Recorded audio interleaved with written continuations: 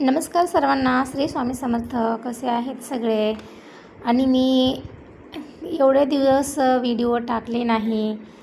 त्याचं कारण असं आहे की माझं चॅनल एक सांगायचं तात्पर्य एवढंच की आपलं लाईव्ह चालू असताना माझा छोटा मुलगा मध्ये आला होता. माझी लाईव्ह बंद झाली.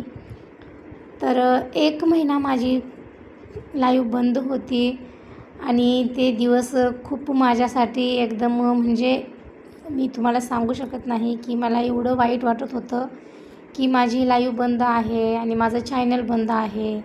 मी एवढं मेहनत करत होते माझ्या चॅनलवरती, तर माझ्या चॅनलला असा प्रॉब्लेम आला आणि मी व्हिडिओ अपलोड होत नव्हते माझे आणि म्हणजे कसलंच माझं यूट्यूबवरचं काम पूर्णपणे बंदच झालं होतं आणि मी खूप टेन्शनमध्ये होते बरं का. सांगायचं म्हणजे मला खूप टेन्शन आलं होतं, कारण मी खूप मन लावून माझ्या चॅनलवर काम करत होते.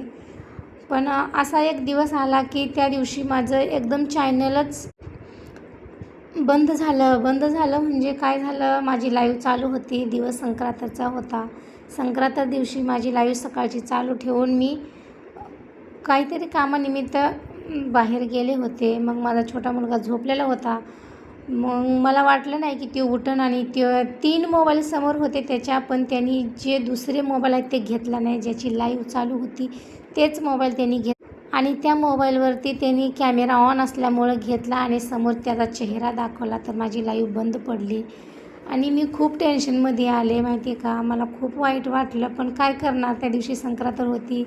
मी त्याच्यावर ओरडू बी शकले नाही आणि मला एवढा राग आलेला होता, मी काय सांगू तुम्हाला. आणि मला खूपच टेन्शन आलं होतं आणि राग तर भयानक आला होता. पण मी एवढं सगळं सावरले. माझं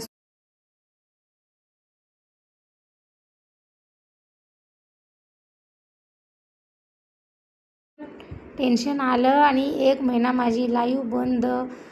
आणि व्हिडिओ अपलोड होत नव्हते. मी कसलंच यूट्यूबवर काम करत नव्हते.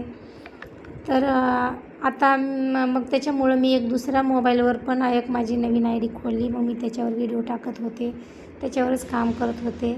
आणि अचानक ह्याच्यावर मी आज लाईव्ह चालू करून बघितली, तर माझी फायनली लाईव्ह चालू झाली आणि मी खूप खुश झाले. मला खूप भारी वाटलं माझी लाईव्ह चालू झालेली बघून. तर असंच तुमचं प्रेम आशीर्वाद राहू द्या. एवढंच बोलून माझा व्हिडिओ संपवते. काळजी घ्या. श्री स्वामी समर्थ.